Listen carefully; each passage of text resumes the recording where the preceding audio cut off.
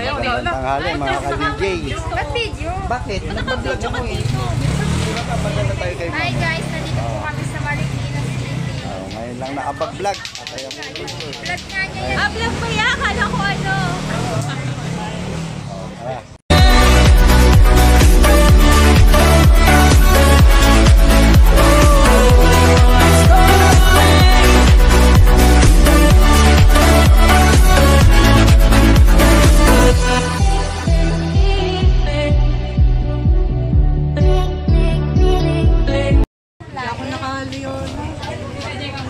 May anong oras ka na rin umuwi. Ito mga kapatid ko. Sana.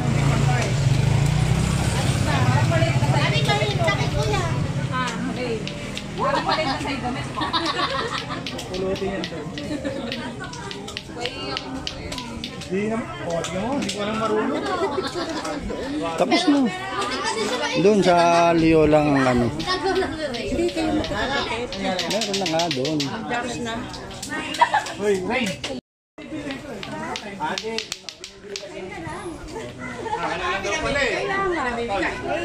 Yan dapat ang favorite ko. Kaya... Kasi nagulat na ako dahil nakita ng kanina, di ba? Alanganin na ano nila. Ngayon, lumapit yung asawa. Uy, di ba dyan yung... Oh, malimit dito yung anak niya.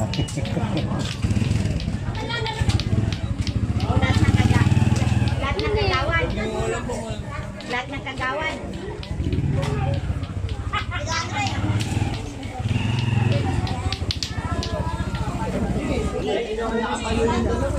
Ewan mo yung ano yun. Sigang kayo dyan. Apo. Sige po ka. Okay, thank you po.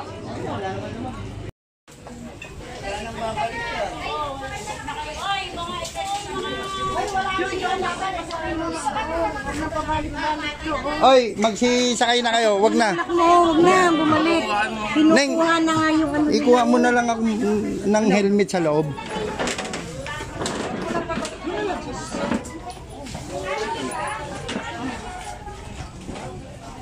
Ikaw na kaya pumasok?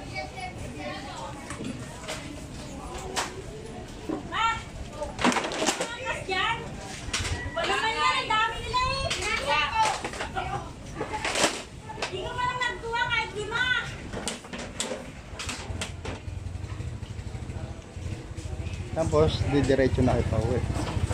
Coding kami. Dala mong motor dyan.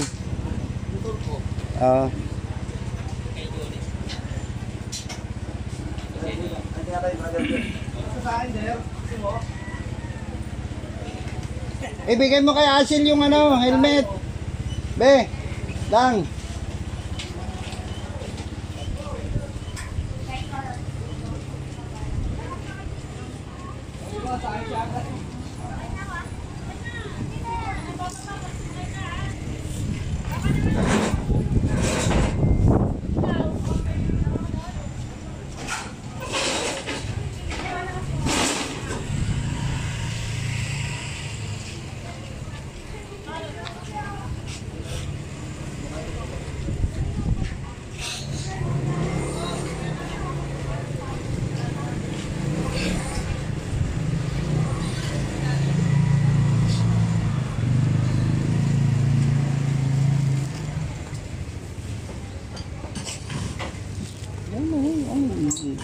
Yan.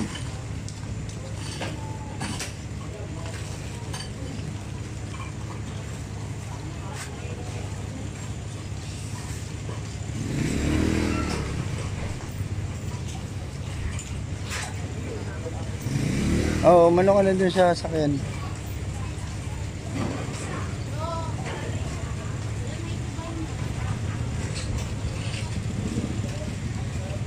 Ano? Sabay mo dalawang fortune.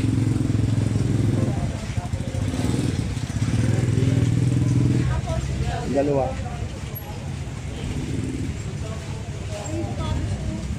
Ano?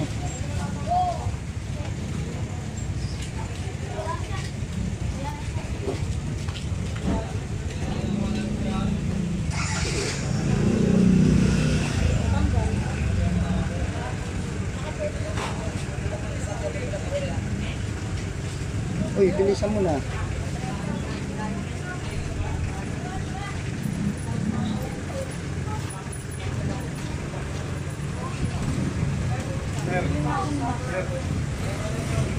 Magbibideo siya? Oo, So nasa harapan lang kami. pwede.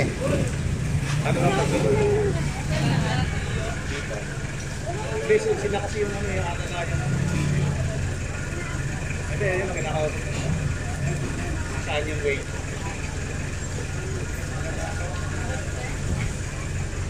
Ay, dahan-dahan ka.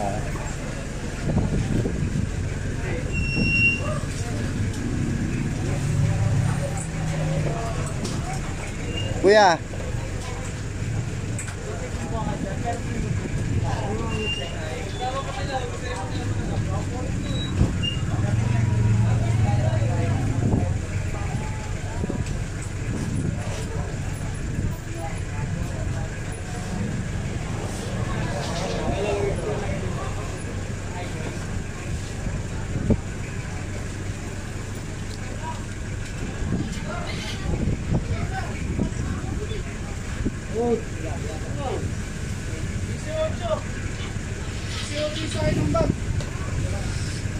Sabihan mo nga si Ate Malin mo, doon na lang ako. Asan ba sila? Ayun o, yung kotse na yun. Ito ang sabay?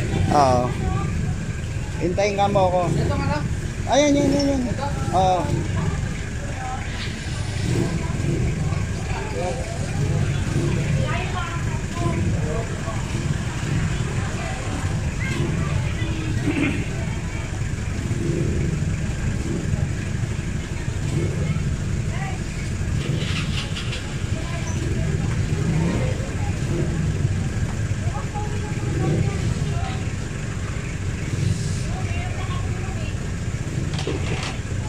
Yun!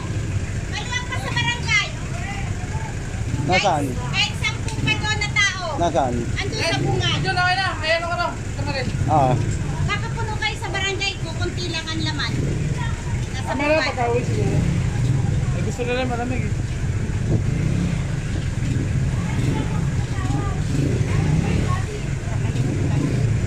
Ate Edna. Iwan ko yung susi ko, baka tatanggalin to, pakibigay kay Quenting.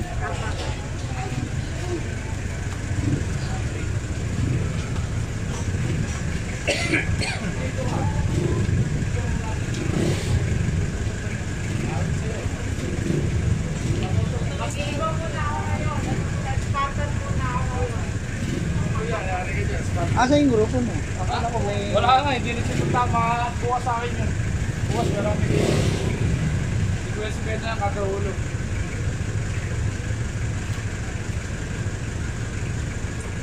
Hindi naman ako eh. Halika ng tinig eh. Si Ate Ning, hindi ako. Ano yun? Ate Ate. May sabi na siya.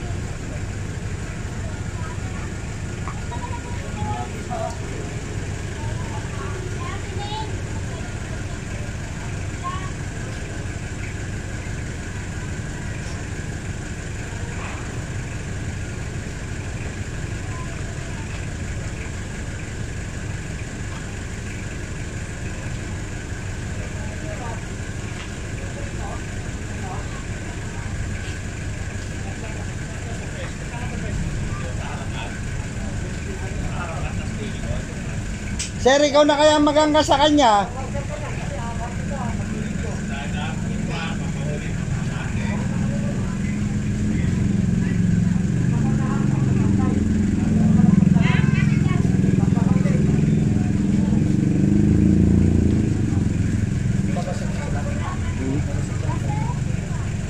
Ewan ko, hindi ko alam yun eh. Baka sila na magbabasag doon. Tineng! Neng! Tineng! Tineng!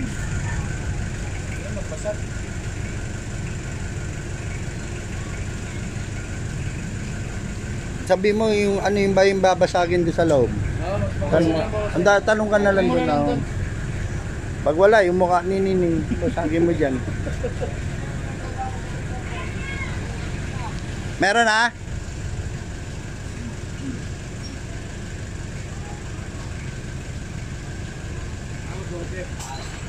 Yan na, paalam mo ito.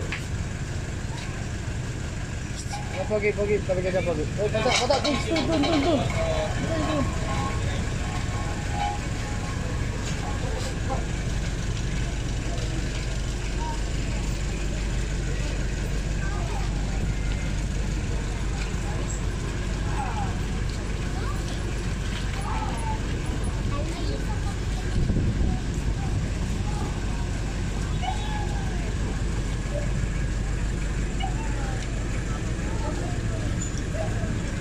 Tara.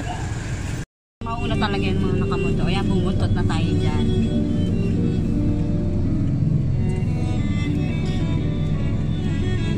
Kaninot sasakyan yun? Ayan, kaya binata yun. Hindi. Hindi ba yan? Baka sa doon sa ano. Ito yung kanila daw. Oo, banan. Oh, pasok na rin. May isa pa pala. Ay, ito, kay Ula Utol.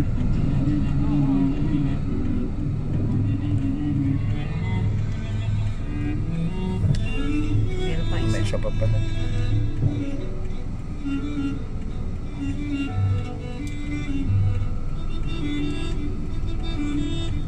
Eh, Friday, pupunta kami ng Pampanga.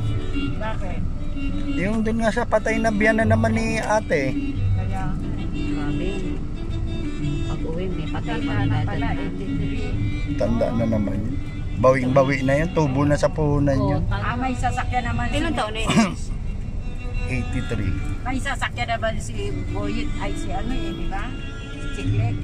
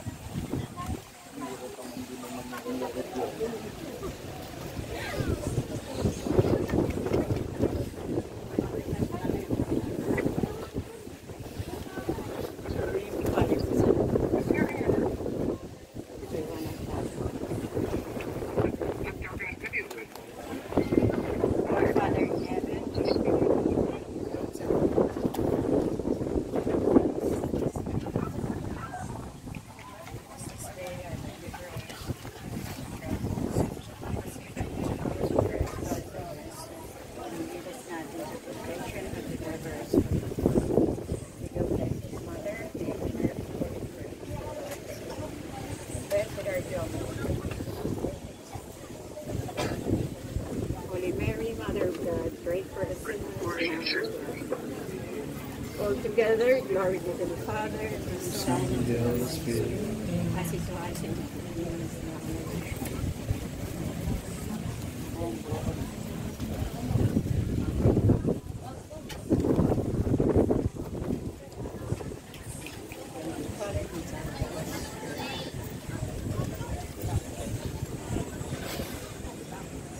Ito, pumuna po kayo. Diyan na po yung coordinator.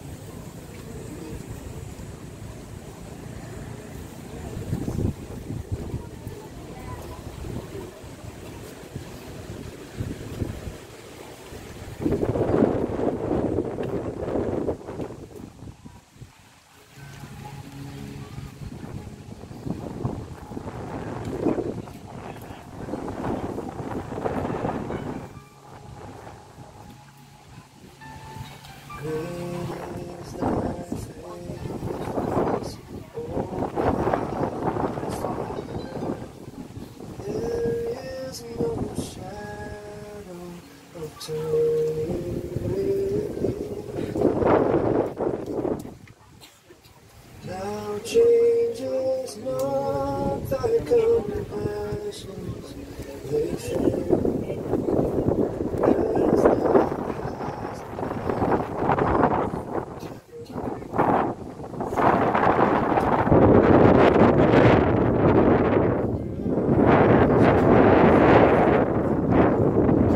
As is thy faithfulness.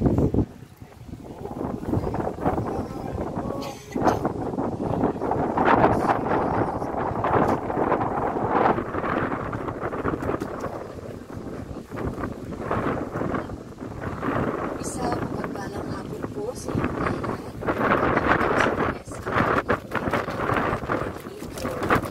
for this eternal life. Sa ngalan po ng pamilya Delphine, ano po ay nagpapasalamat sa bawat isa na narito ngayon sa inyo pong patuloy na pagpapadama ng pagmamahal at pakikiramay. Amin pong pinapahalagahan ang inyo pong oras at panahon, higit sa lahat ang inyo pong pagmamahal at kalakasan po para sa pamilya na narito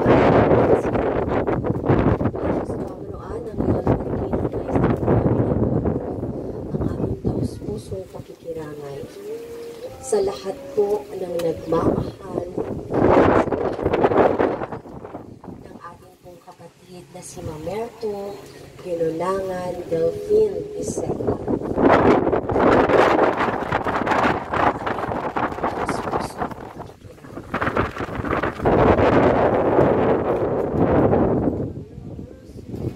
Narito po tayo upang bigyan natin ng ating huling parangal ang buhay po ng ating kapatid na si Roberto, to honor and to pay tribute to his life.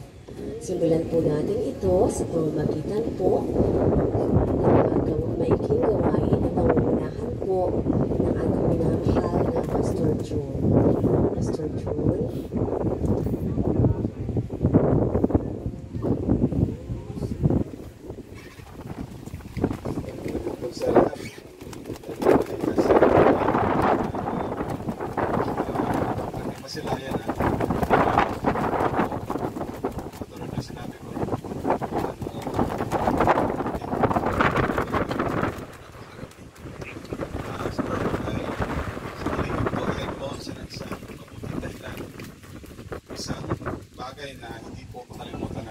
Kasi ang paghati po nung last night ay siya po ang dahilan. Kung wala si Polo, ay of course wala ako doon. Wala kayo, wala yung mga kakinig, wala yung kapitbahay, kaibigan, classmate, PGL, wala doon.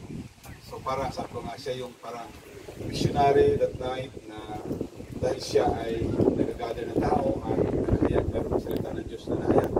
Yan po ang ginagawa ko dala sa ibang bansa na nagagather ng tao. So super po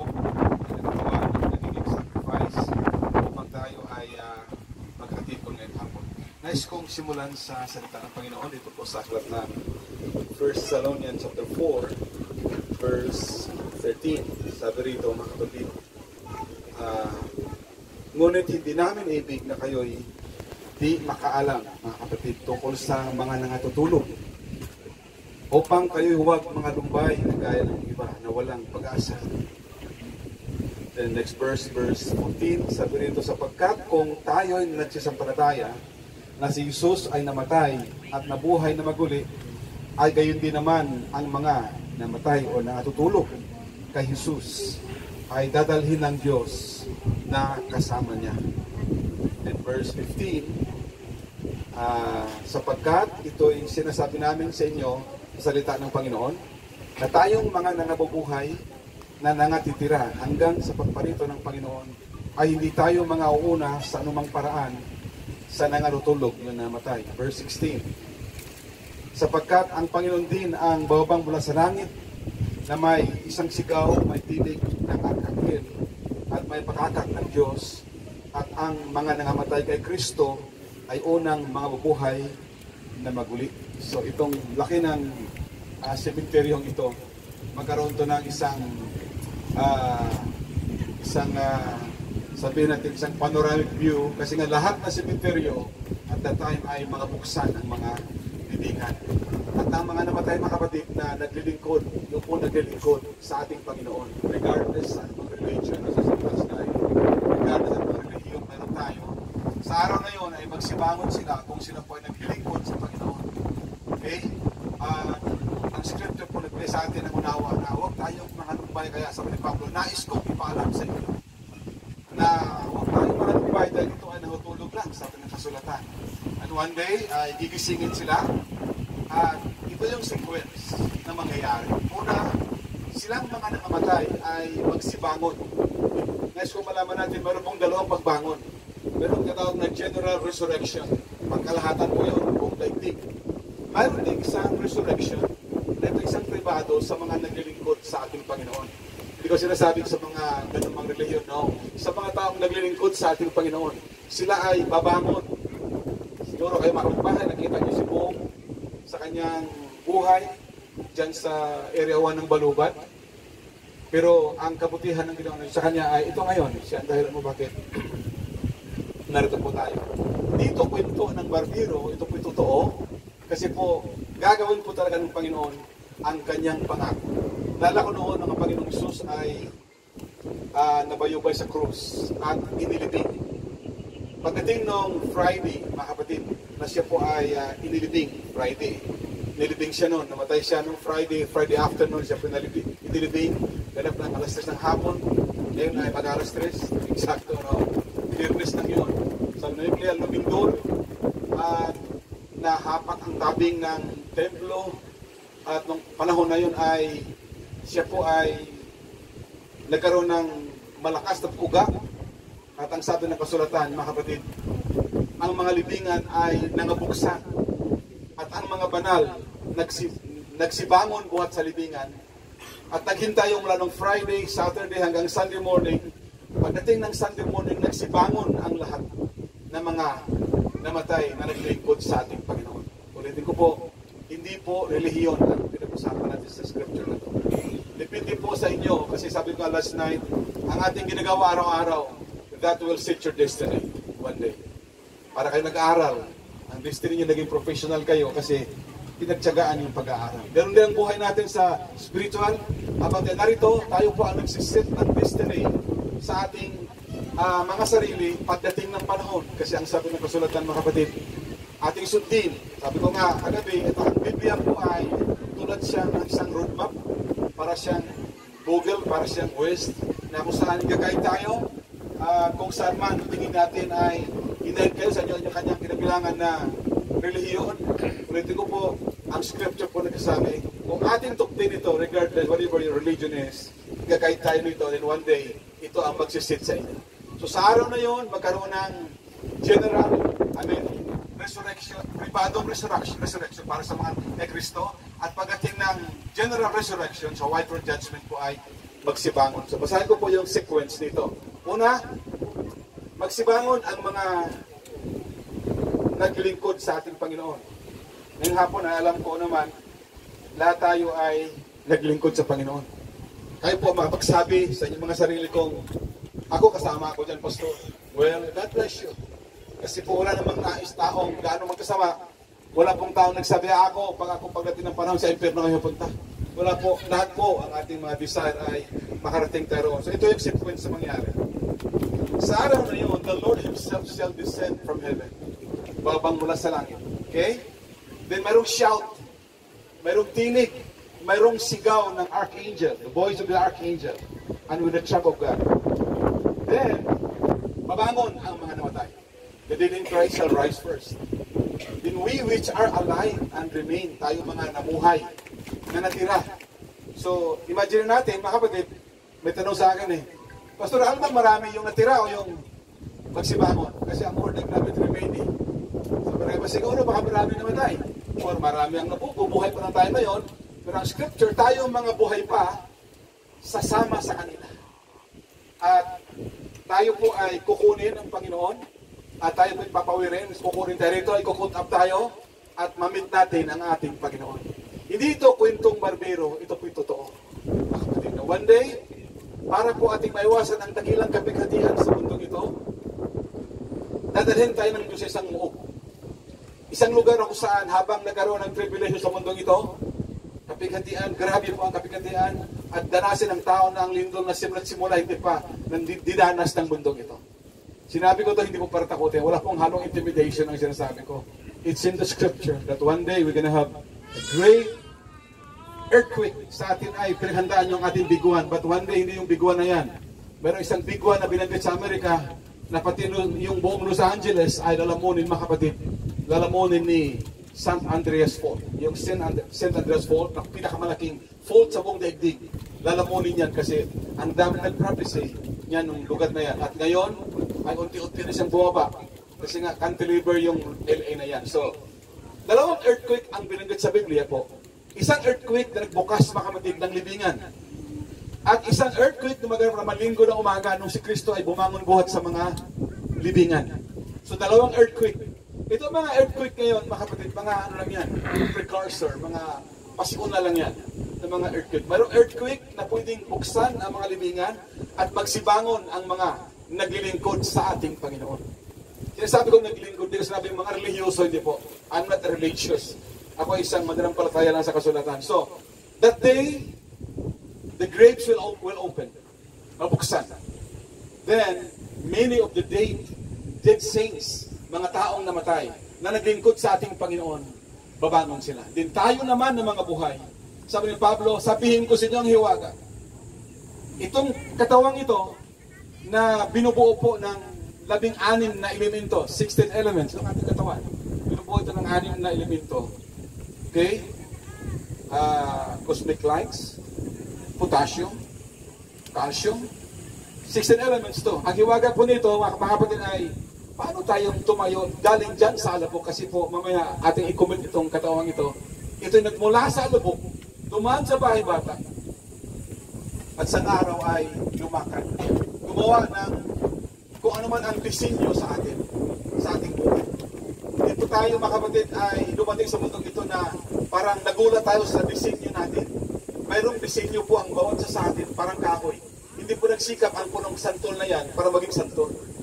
Hindi pa lamang santol na po yun. Ang kanyang paglago at pagbunga, isang produkto lamang ng kanyang pagkasantol. Kaya po ang anak ng Diyos, wala pong magawa eh. Pag anak ka ng Diyos, whether you like it or not, maglingkod ka po talaga sa Panginoon. Kasi diyan ka dinesign. Kaya ang anak ng Diyos, mga kapatid, hindi ko problema yon. Ako bilang missionary, hindi ko problema yung maglingkod, hindi maglingkod. Pagdating ng season, ng anak ng yun ay imulat at gisingin, maglingkod po talaga yun. So I don't care ano man ang ating presente kalagayan. One day, you will know that you are. Ma-realize mo na ikaw pala ay nakadesenyo para maglingkod sa Diyos. Okay? Kaya ko sinabi ito kasi hindi naman ako ganito. Ako isang seaman eh. Sa barko tayo. Yan dyan on the side. Pero nagkaroon ng redirection ng takbo ng buhay at ito na ako ngayon. For 43 years, ito na ako. At patuloy kong sinasabi ito sa iba't ibang bansa. Now, napansin niyo po yung casket na to, napakasarado. Hindi po makadaan yan. Hangin nga, hirap eh. Pero magulat kayo, pag expire ng formalin na yan, ay mayroong uod na labas sa kanyang katawan. Kasi ang katawan ito, mayroon itong self-cremation. Kaya niyang tunawin sa sarili niya, may uod yan, i-cremate niya, gagawin niyang abo, ang katawang ito, mga kapatid, kainin niya ito, itong mga uod na yan, kaya gano'ng magkakinis yung mukha na yan. Pagdating na panahon, lalabas niya ng uod at kainin niya yan, pag wala na siya makain, siya mismo ay babalik niya sa alabok. So ang katawang ito, di ba? Bilib tayo sa ating katawan. Lalo na yung mga nasa adolescents, parang ayaw umalis sa salamin. Pero one day, kung malaman niyo, mayroong uod na kasama yan pagdating ng termination ng buhay na ito. Lalabas yan kusa at kanya pong kakainin yan. Yan po ang testify ng scripture kasi nga galing yan sa alabok. Mayroon po tayong expedite na pag-process para mapunta sa alabok. Ano yun? Tingnan na dyan, cremation. One day, mga kapatid, isang araw, ang sabi ng Banal na Kasulatan, ang buong sangkalangitan ay magkaroon ng napakainit, fervent heat. At ang lahat na element sa lupa ay mapupugnaw at matunaw sa araw nito. So, ang tawag ko niya ay magkaroon ng global cremation habang uulan ng mga apoy at asupre. Yung apoy po ay galing sa langit, pero galing sa lupa. Wala po asupre doon sa langit. Ang asupre po na sa lupa. Galing so magkaroon ng volcanic eruption sa iba't ibang dako, at mula doon uulan po ng asupre, apoy at asupre, at uunawin po ang buong sangsinubok upang matupad ng kasulatan. Ang galit ng Diyos ay kanyang ibubuhos sa time ngayon. Wala po intimidation yun. Isang paalala lang kasi nga dapat tayo ay atin din malaman pagdating ng panahon. Alam niyo po, ang hapon na to, ito ay recorded sa Panginoon. Ang Panginoon po mayroon siyang tinawag na recording angel na oras na to, itong buwan na to, itong Mayo 28, na 29, May 29, 2023, ito naka-record sa harapan ng Panginoon. Na sa oras na to, mayroon tayong napakinggan. At pagdating ng white throne judgment, bubuksan yun. Lord, di ko alam sinasabi mo. Hindi, mayroong tao doon, taong Bisaya, nagsalita sa inyo. At binanggit sa iyo ang bagay na yan. Kaso lang, hindi mo naalaala. So, mayroon siyang recording angel that will remind us one day na mayroon pong plano po talaga ang Diyos. Ayaw niyang tayo po yung pahamak. So si Bong, ulitin ko po, ang kanyang katawan ngayon, praise God, kung siya man ay sa Diyos, ang nakaalam niyan ay Sister Jessica, GL, kung ano ang buhay nito, mga kapitbahay marahil. So, Diyos ang nakaalam kung saan ang nais, kung saan tayo dalhin. Mayroon pong specific na message na dapat ang pakinggan natin. Itong voice at saka shout. Hindi yung shout na, woo! Hindi po ganyan. Shout is the message. The voice is the voice of resurrection. The trump of God is to change His body. Para baguhin ang katawang ito. Hindi yon hindi yan, ano ba yan, isang kisap mata? Mga kapatid, maubos yung ating kisap mata, wala pong mangyari. It has to do with the understanding of the word from the Bible na mayroong specific message na kayang magpabago nitong mga patay one day pagdating ng panahon. Kaya hindi ito, basta by faith lang, hindi ito by faith, kahit by faith pa. It's a revelation for us to know na mayroon pong mangyari po pagdating ng panahon, pagdating po ng huling oras upang magsibangon ang mga patay. Para sa mga mahal sa buhay ni Barbong, nagkaroon tayo ng last view kanina. Alam ko, gusto niya makita niyo siyang muli. Sana makita niyo muli si Bong. Yes, makita niyo siyang muli pagdating ng panahon. Pero hindi na ganyan. Naalala niyo si Jesus nung siya bumangon after 72 hours? Hindi siya nakilala ng mga tao kasi iba na kanyang mukha, bumata na siya. Sabi na kasulatan, pagdating ng panahon, lahat tayo ay babata din. Babagong buhat sa palibingan at ang mga buhay, ang may kamatayan, papalitan ng walang kamatayan. Itong may kasiraan, papalitan ng kasiraan. Sabi ni Pablo, 1 Corinthians 15, this corruptible shall put on incorruption, and this mortal shall put on immortality. Itong may kamatayan, papalitan ng walang. Hindi yan imagination. Kasi po, nangyari na po yan sa mga lumang tipan ng mga Old Testament. Sila po, magsibangon na sila, lahat po na banal sa lumang tipan, nagsibangon na sila. Tayo naman sa bagong tipan 1, di ba, bangon din po tayo. Hindi ito by religion nor by denomination, by revelation. Clarity of revelation na atin po talagang dapat makita yan. Ako bilang missionary and pastor, sinasabi ko po talaga kasi sagutin po namin yan. Kami ang managot kung aming sabihin po na bahala na kayo, maniwala kayo. Talagang specific, profound ang sabihin ko na tiyak po ang sinabi ng kasulatan. So, Barbong, wala na siya kayo dito.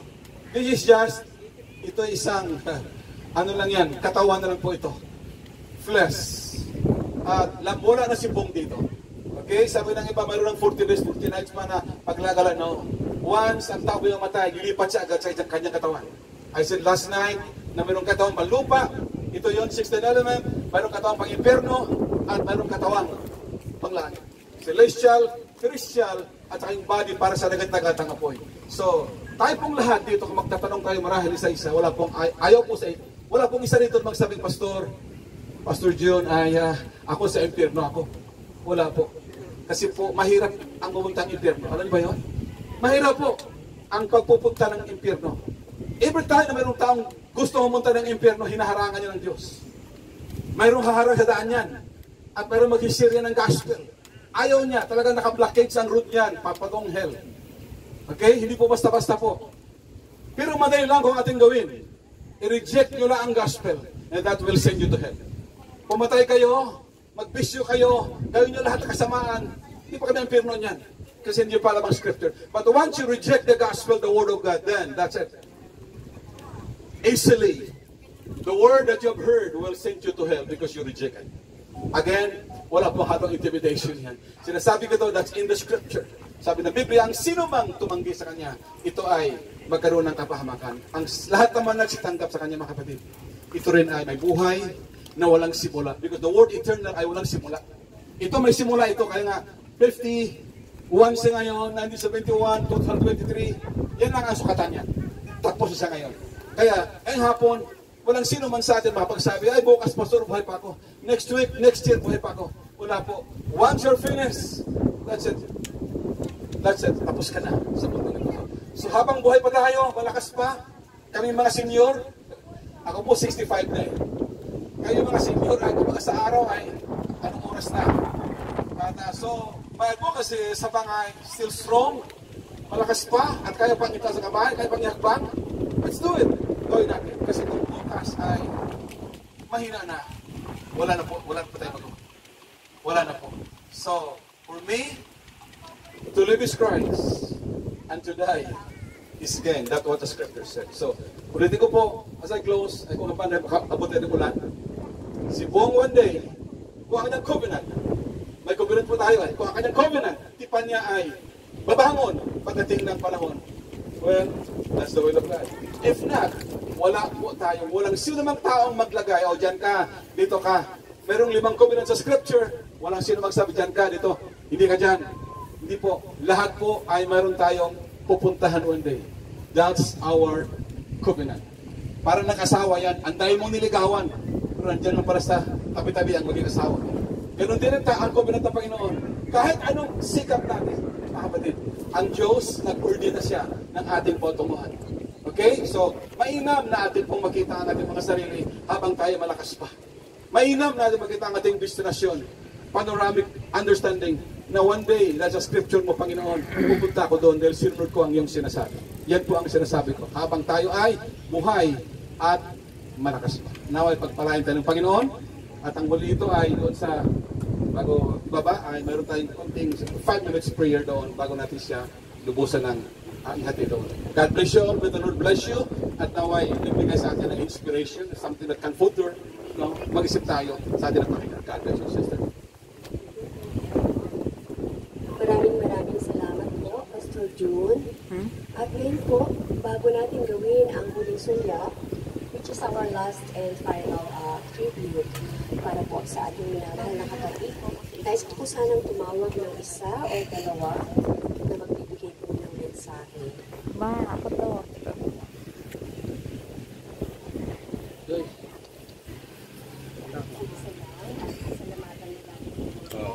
Or sa asawa.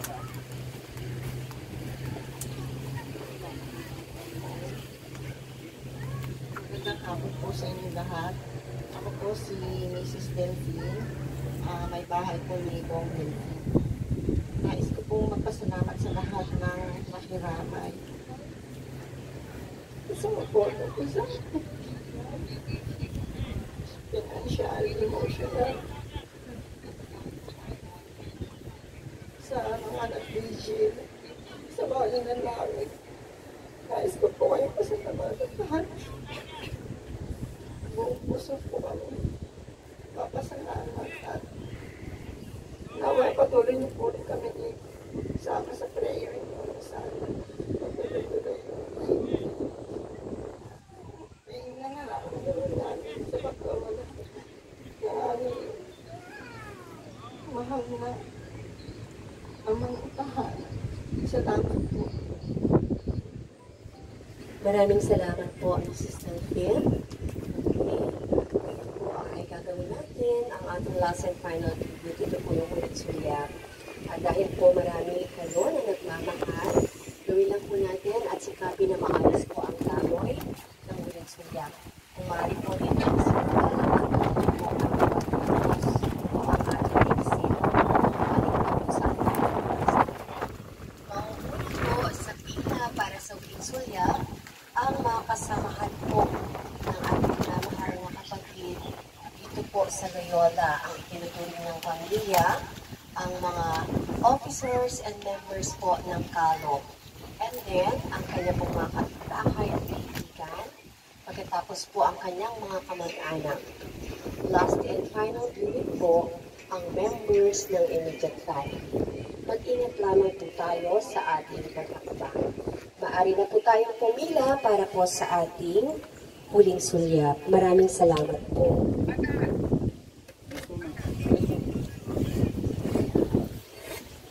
Tinatawagan ko po ang KALO, members and officers. Kayo po ang mauuna sa pila para po sa huling sulyap.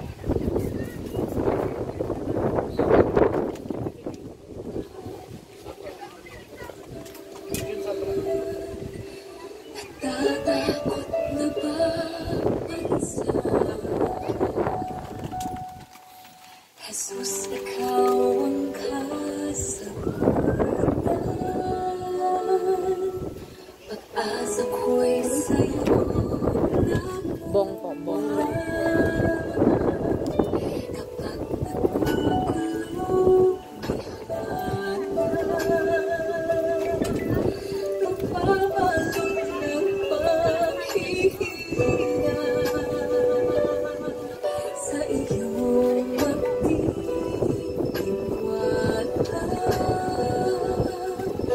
Mga kapitbahay at kaibigan po, kasunod po ang mga kamag-anak. sa lahat ng sandali, sa bawat Mga kamag-anak po, hindi nagkakamali, ikaw ay Diyos na buhay namin at sa puso ko'y lagi mananatili. Ikaw ang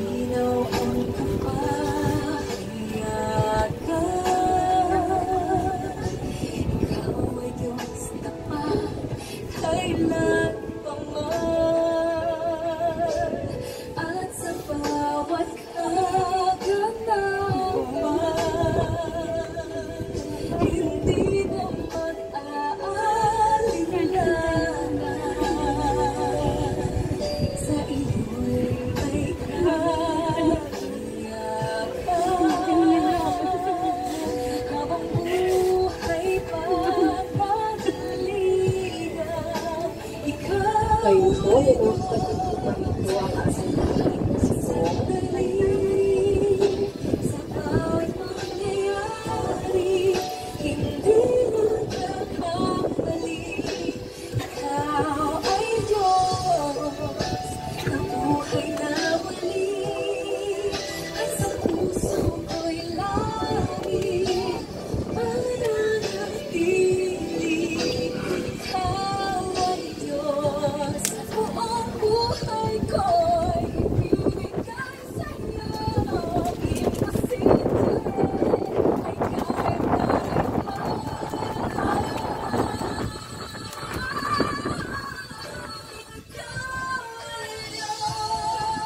sa lahat ng sandali, sa bawat pangyayari, hindi nagkakamali. Ikaw ay Diyos, na buhay na muli. At sa puso ko'y lagi mananatili. Ngayon po ang members ng immediate family.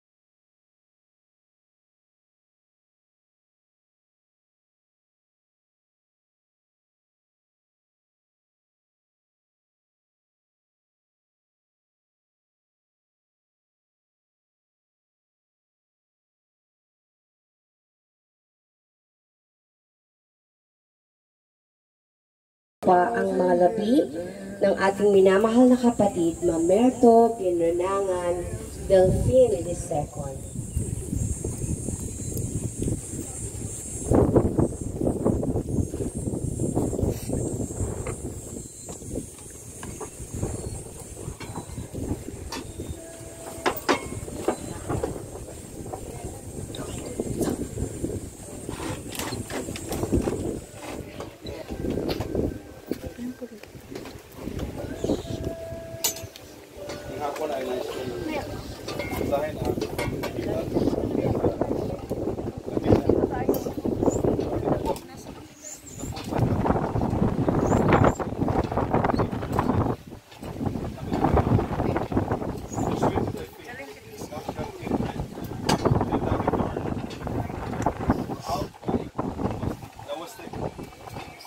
Das dawar, anan to das, thou shalt be restored. Ay manalangin o Diyos, Lord, it's my honor, O God, to commit this dust of the earth, O God. Ginamit ng katawan, therefore. And I pray that you would remember this body, O God, in the days of resurrection. Bless, Lord, God, this body. At magpalaan mo, Lord, at naway mga salita, Ama, magiging inspirasyon ng mga naiwan, Panginoon. Kami mga buhay, kami mga mahal sa buhay, Lord. Then one day, makita ng Panginoon ang taong ito kung ito'y para sa iyo, Lord. Bless the body and remember him, O God, in the days of resurrection. In Jesus Christ we pray.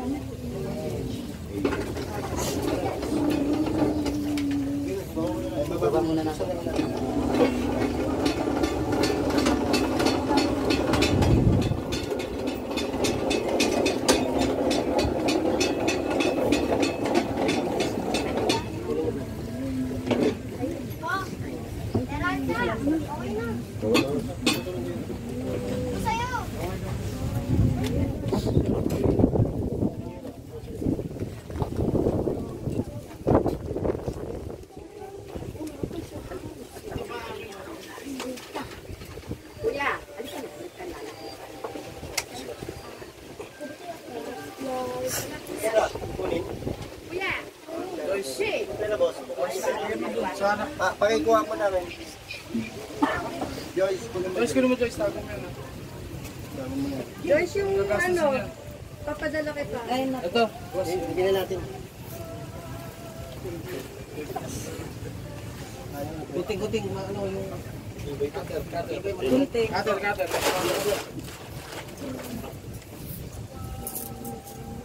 Kamaya?